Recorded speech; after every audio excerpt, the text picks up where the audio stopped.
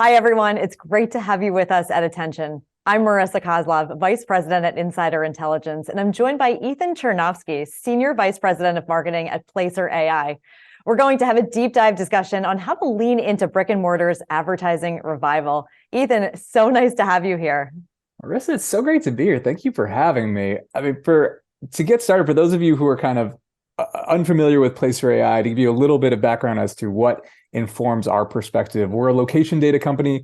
That means very simply is people vote with their feet. We're showing you how they vote across the United States every single day. We do that by observing a panel of over 30 million devices very critically. It's all de-identified aggregate data, so we are GDPR and CCPA compliant. We then analyze that data with machine learning and AI algorithms to make estimations on visit trends across the country and show a whole range of insights like visit counts, void analysis, cannibalization risk, cross-shopping, and a whole lot more. If anyone is interested, we have a free version of our premium product available at Placer.ai. And Marissa, I think we can dive in. Yeah, let's dive right into it. So we are talking now today about the physical location and omni takeovers. You know, a large part of our conversation today is going to be about the opportunity ahead with brick and mortar. And when you think about the growing value of brick and mortar locations as part of the advertising mix, what's driving the change, Ethan? Tell us a little bit more about that. So I think the context here is really critical because this isn't something that, nobody had ever thought of or nobody ever wanted to do. It's just a bunch of things happened at once to make it possible. And let's kind of think about them. So the first is data availability. So the rise and ubiquity of mobile devices, the ability to leverage AI and machine learning enabled a perspective that just didn't exist in the past. And that creates different types of analytics that weren't available before, but now are, and allow us to do things that we've classically been able to do in the online environment, in the offline environment. The other kind of element has been kind of the necessity of it. So we have data availability, and now we have the necessity of the need to shift offline. And that necessity is being driven by rising costs online, challenges with some of the social platforms, changes to the way advertising is done there, and the need to go to offline in this kind of post-retail apocalypse debunking narrative. So everything was shifting online. We realized that online costs are growing. We actually realized that the physical environment offers something that we couldn't get, plus the data. So now we're kind of refocusing. But then there's other elements. There's this kind of fundamental recognition of what is taking place offline that wasn't before. And the idea of the deeper understanding of how these different channels perform together and what are the different values that they bring. And then finally, there's an opportunity here, and the opportunity is a new channel. So if we think back to like the early 2000s, when so many companies were really making their mark in the online environment, so much of the success of companies that we see today happened because they were early movers in new areas. So those who were really leveraging search engine optimization or social ads as they kind of came into being had a distinct advantage in those early stages because there was less competition. And right now, with the onset of these physical retail media networks, there's a similar environment happening where there's so much opportunity and less competition because it's a newer environment and it's not yet as consolidated. And so that's creating this really significant opportunity. And I think it's really important to understand that within this context of why now and what is the potential of this market. Well, it seems like we now have a whole new crew of early adopters beyond what we saw in the early 2000s, like you said. But it's also important to recognize that it isn't just the wider context that's changed. The consumer has also changed too. We are all shopping very differently now. How does this play into the opportunity? So I think it's such an important piece because when we look at shopping patterns, I think, again, let's zoom back to where we were a few years ago. And there was this expectation of kind of endless e-commerce growth and this ongoing decline of brick and mortar. And that's been fundamentally debunked. We think the pandemic was this perfect environment to see physical retail completely overthrown, and it wasn't. And that's because there are certain things that happen in physical retail that are better for the consumer than they are online. And by the way, vice versa is equally true. There are experiences in the online environment that are much better. But it's understanding how those two things play into each other. So thinking about online, the convenience, the push notifications, the speed, the fact that it's everywhere with you is such a huge asset that drives those values and the value of ongoing e-commerce innovation. But the same is true offline, touch and feel, trying on, discovery, looking for new things, walking the aisles. How many times have you been in a store? My favorite example of this is Costco. I have never walked into Costco without a list. I have never walked out of Costco without a basket that is 3 times my list. And it's because you're like, maybe I do need, a human-sized jug of mustard. And that experience is part and parcel of physical retail, and it creates something that's really interesting. And what I think we're realizing more and more is it's not either or between online and offline channels, it's both. And so the question then becomes, how do we leverage these things together to create this ideal experience? And, think about a made up example of how these things play in, but you go into a store and we decide to try on a shirt, and the shirt fits really nicely, and we work our way through the sizes and we find that ideal fit.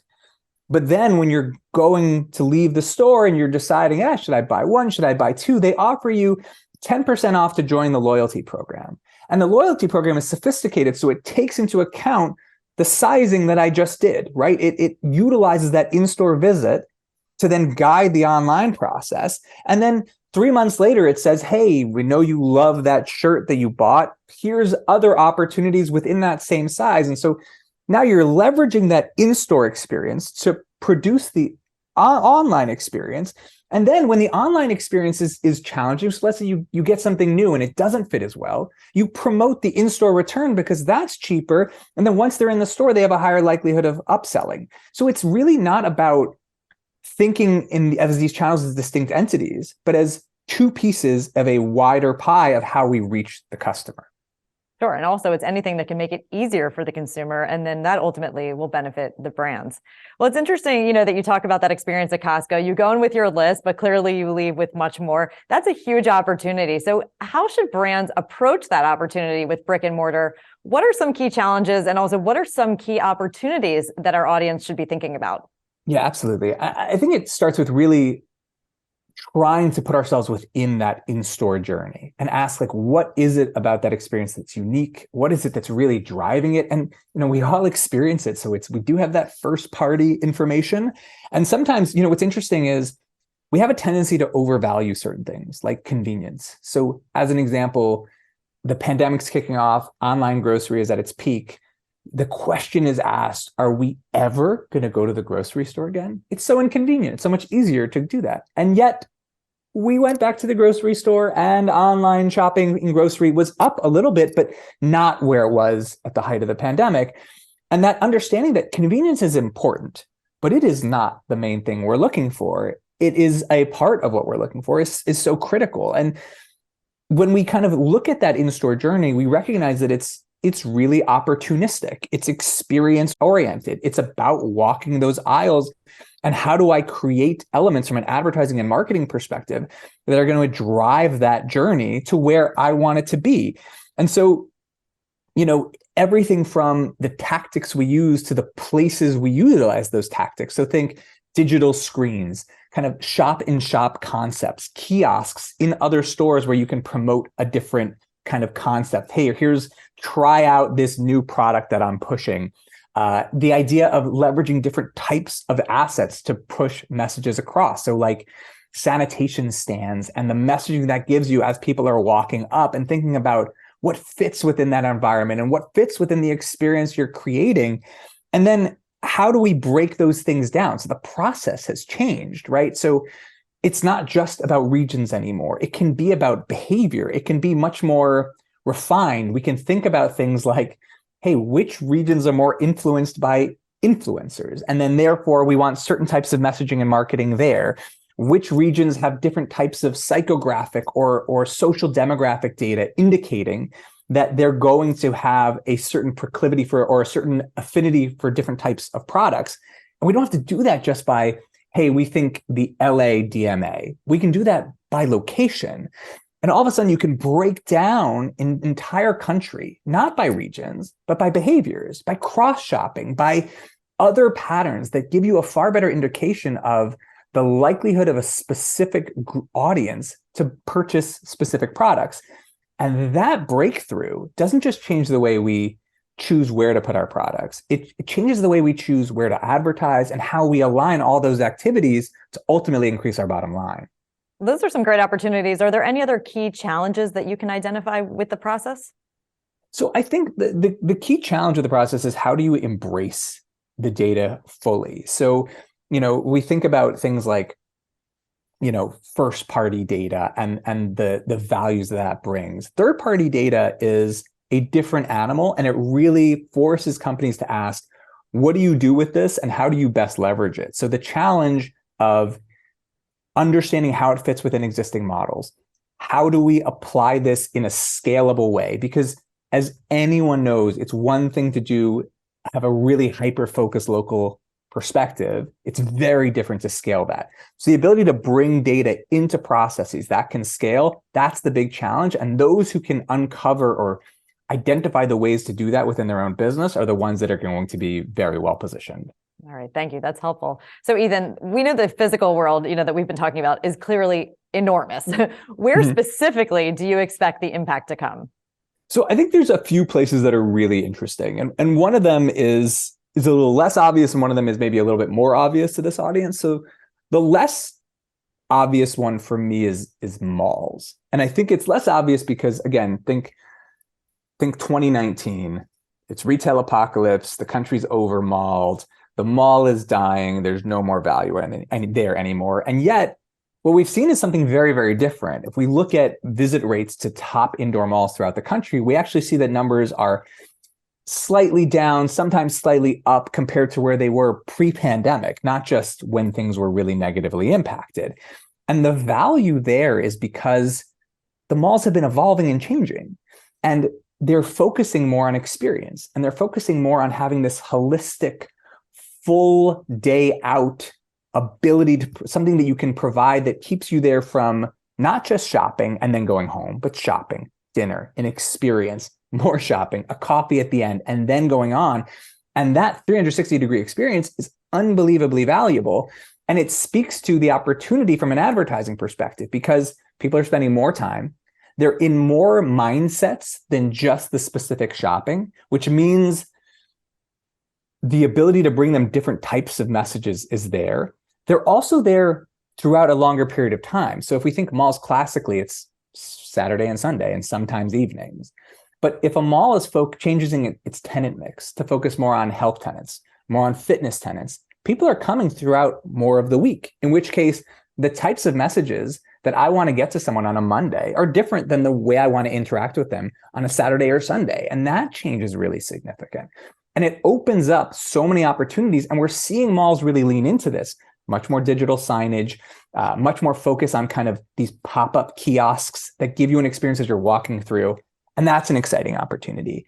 The one that I think is a little bit more obvious, but potentially the most exciting, is the in-store experience. Because I do think it's just the end cap idea is great. And the promotions there are important. But like we discussed before, digital signage, the idea of kind of these little pop-ups within a retail location. Shop-in-shops have kind of opened up a new way of thinking about what is happening in retail. And I think the opportunities there are endless to create these really valuable experiences that are close to the point of purchase when we're still in discovery mode, when we have high intent. And that's why where we're going to see so much innovation, those are the areas where I think you're going to see a lot of very strong initial investment when we think about physical retail media. Yeah, that's extremely interesting. And I think almost that store-in-store concept is almost like a surprise and delight for the consumer, to be surprised that they see another brand in store and find a lot of value in seeing those two together. A follow-up question for you on the previous slide about malls. How do you see data like what you just described being used alongside first-party data? It's such an important question, because I think first-party data was this really important wave that took place, and that's what drove loyalty programs, and it's unbelievably important. The challenge with first-party data is that it's limited, and it's limited in terms of what you can understand from it, because it's there's nothing to compare it to because all the different data sets are different. And so everyone's first party data has a different kind of set of rules, and that creates challenges. The value of first party alongside third party is that third party provides this wider context that allows you to understand data with relevant benchmarks. The first party data brings added value to the third party data because it allows you to create these kind of factors. So, hey, we know that our competitor has a loyalty program of X number of people. We know that we have Y number of people. And this is what third party data is showing. What are the correlations that we can create that allow us to set now industry benchmarks? So first party data is going to be a critical piece of understanding your audience. Third party data is all about context and understanding where it sits and what it means and giving both meaning and new applications to those data sets. All right, thank you for that. So you just shared a lot of really great strategies around retail, but are there other areas beyond retail where you think this strategy could have a big impact? I mean, I'm obsessed with the idea of stadiums and events. And I think, obviously being a big sports fan, this is something that kind of always resonates with me. And I think one of the things that was really interesting when we started looking into the opportunities here were the amount of time that people spend at NFL games. We're now distant from the NFL season, but in the height of it, we were looking at when people were coming, and they're coming 3-4 hours before, and they're staying 3-4 hours after a 3-hour game. And there's, in some cases, tens of thousands of people who are coming on a regular Sunday to an area, and they're never even going into the stadium. They're spending their whole game day in the parking lot, tailgating, enjoying just being in that area. And when you think about who those audiences are and how targeted they are in some cases, you recognize what an insane opportunity it is to be able to engage with 70, 80, 90, 100,000 people over this extended period where they're very emotionally involved and they're physically in the place. So the idea, think of brands that are targeting 30 to 45-year-old men who make a certain income because tickets to a lot of these games are very expensive. There is an audience there that you can reach and create an engaging experience that we weren't really thinking of before. And I think it really asks them to understand who are the audiences for these places? How often are they coming? What are the types of experiences and marketing promotions that I want to do within that environment to engage those audiences in these places? How do I break down, if you're doing something with, Madison Square Garden, the difference between those coming for a Knicks game and those coming for a hockey game and those coming for the Big East Championship are so different. And recognizing the value that comes from being able to target specific audiences and bring specific types of messages and experiences to each of them is unbelievably valuable. And I think you're going to see more brands that, not just the traditional beer company, not just the traditional focus on like kind of insurance, or cars, but other brands in the apparel spaces and beyond get into the mix here. Wow, that's a really good point. I think I'm a huge sports fan, as I know you and I have talked about in the past, and I'm sure those in our audience who are also sports fans can agree with that. The feeling of being somewhere for hours, if not all day. I think about being at a place like the U.S. Open in the fall here in New York City, where sometimes you could be at the tennis match the entire day. So what a great opportunity that is for brands to be in front of the customer when they have hours to connect with them. And it's not just hours, it's the emotional state. And I think we talked about this a lot of like, hey, when you're in discovery mode within a store, but look, I took my 7-year-old to his first NFL game in late November. The mindset I'm in there, enjoying this experience where there's emotional involvement, creates a relationship with a brand that it's really difficult to create in a different state of mind. There's a memory there, it's lasting, it's imprinted. And you know what? You're willing to spend more because it's this amazing environment that you're part of. We were spending $10 on a bottle of water. Like if someone had an experience to give me, of course, you're going to do it. Exactly. Great points there. Well, moving on to the next area here with the customer journey, tell us what else can the data contribute to the story and how can it be best leveraged to identify opportunities, but also avoid risks? Yeah. So, the starting point is always, how do we identify those places where we want to be? So we talked about this. How do I find by location which places are over-indexed for certain audiences, for certain based on psychographics, demographics, social demographics, and more. But there's other ways that this is actually impacting the viewpoints of brands and advertisers in these locations. So as an example, fitness visits are going up, right? We've left our house, we're all at gyms, and the fitness visits are surging. What does that mean for laundry? It probably means we need to do our laundry a little bit more, because in your downstairs Peloton, whatever, you're able to get away with a smelly pair of shorts, but you don't want to go to the gym with that. What is the impact of work from home on grocery stores? How does it change my perspective if I'm working in the office 3 days a week instead of 5, and I can now go to the grocery store on Monday or Friday? What is the impact on inflation on off-price and dollar stores? How do we see those changes? What does that mean for our product mix? What does that mean for the messages we want to have in certain types of retail arenas? How do we want to reach them? How do we want to engage them? Taking the opposite viewpoint. Sorry about that. Think about luxury. Luxury is kind of, in theory, not speaking inflation language. And in a lot of luxury spaces and malls that are oriented towards luxury, we've seen visits do incredibly well. How do you want to message in an environment where you know your luxury audience is taking up a bigger proportion of that visit share than they were in the past? Even something as simple as seeing jumps in the home improvement space early on in the pandemic. Does it change the way you advertise the merchandising you have at a Dollar General or a Walmart? Because you have home furnishings offerings. How many websites did you see change dramatically to say, hey, we have lots of lawn furniture? Not many, even though you know there's massive amounts of demand for those products. Well, even with that type of messaging change that happened at the beginning of the pandemic, how much is the data that we've seen over the past few years subject to change moving forward? I mean, do you believe that the consumer is returning to pre-pandemic patterns? You brought up the laundry, the gym, the grocery shopping. What are your thoughts on that? I think we've seen really interesting pivots for the consumer that are unlikely ever to settle back to fully where they were before. But changes are going to continue happening for a very long time. And I think what we've seen from a lot of very smart brands, very smart advertisers, and very smart retailers is the need to be thinking much more short term. So how do we adapt quickly to take advantage of opportunities? We were just talking about sports, the classic Oreo when the lights went out in New Orleans for the Super Bowl. That moment, how do you take advantage? With real-time data, you can be saying, consumer sentiment is shifting and it's going towards home improvement. How do we adapt to that?